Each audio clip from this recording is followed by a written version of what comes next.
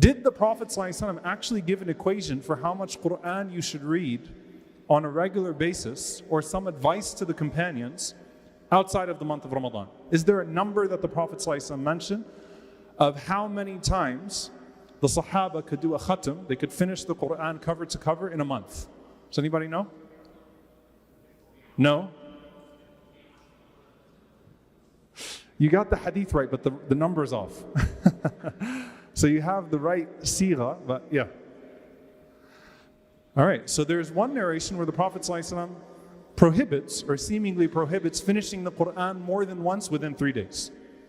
So that's one narration where the Prophet ﷺ seemingly prohibits finishing the entire Quran more than once in 3 days. Okay? There's another narration though. Abu Amir, you're there. What did you have for iftar? You're close. But there's actually a narration where there's something that's prescriptive. So this is prohibitive, this is prescriptive. It's a narration where the Prophet ﷺ mentions اقرأ القرآن في سبع, to finish the Quran every 7 days if you would like to, and to not go beyond that. And this is actually, so a weekly khatam of the Quran. And so this is actually, when you read in the books of Ulum al-Quran, this is what's referred to as a tasbih. A tasbih. Reading the Quran once a week. And subhanAllah, it's a beautiful narration, because there is a mechanism to this. One of the tabi'een authentically said, I asked the Prophet ﷺ, I asked the companions of the Prophet ﷺ, how did you used to finish the Quran? What was your methodology? So they said that we would read 3, and then 5, and then 7, and then 9, and then 11, and then 13, and then we would finish off with Al-Mufassal, which are the Surah Qaf onwards. What does that mean? 3, one day, day number 1, we'd read Al-Baqarah, Ali Imran, and Nisa. Then we'd read 5 the next day. So you take, after that, Al-Ma'idah to Surah At-Tawbah. Then we would read 7, starting from Surah Yunus onwards. Then we would read 9, 11, 13 by surahs. And then the last day we would take Al-Mufassal, which are Surah Qaf onwards. Surah Qaf until the end of the Mus'haf. So this is an authentic narration that gives you some insight into the ways, a methodical way that many of the companions of the Prophet ﷺ used to approach the Quran, reading it on a weekly basis. So that would give them 4 khatams a month. And this is something that's narrated from many of the Salaf.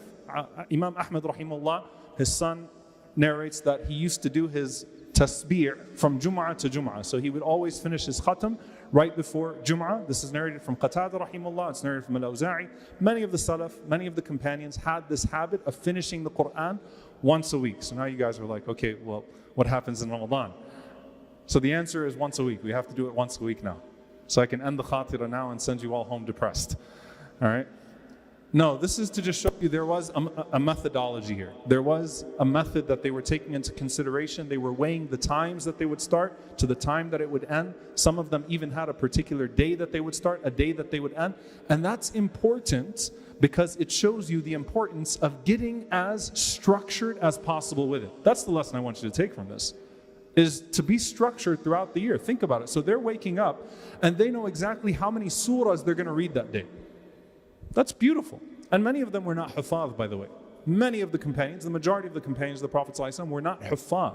But they were thinking about how many surahs they were going to read every day. And they had a day in mind that they would start, a day in mind that they would finish. That keeps you accountable to something. And that's something that we should do throughout the year. The quantity aside. Okay, building on that. When Ramadan would come, it is obvious that the Sahaba did not see, and the pious predecessors did not see, that there was anything of dislike to increasing the reading of the Quran way beyond once every 3 days. And so you start to see the narrations, Sahaba, Salaf, that would finish the Quran once a day in Ramadan. Some of them twice a day, narrated from Uthman radiallahu anhu or Shafi'i rahimahullah, even from a later generation, twice a day. And you're thinking, how is that possible? Just put that to the side for a moment and just establish the principle that they understood that when Ramadan came along, it was go time. They busied themselves with the Quran the entire day and entire night. Granted, the entire society revolves around reading the Quran in Ramadan.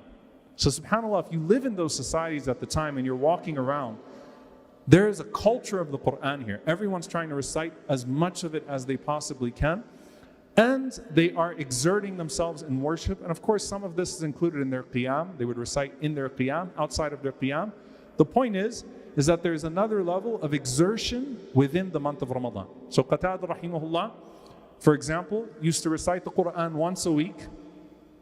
And then when Ramadan came around, so I want you to take another methodical point here.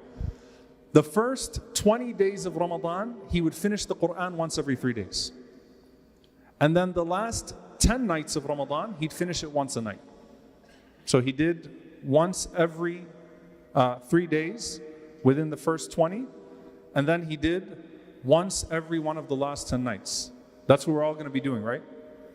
Inshallah, one day. May Allah subhanahu wa ta'ala give us barakah in our time and give us that connection to the Quran.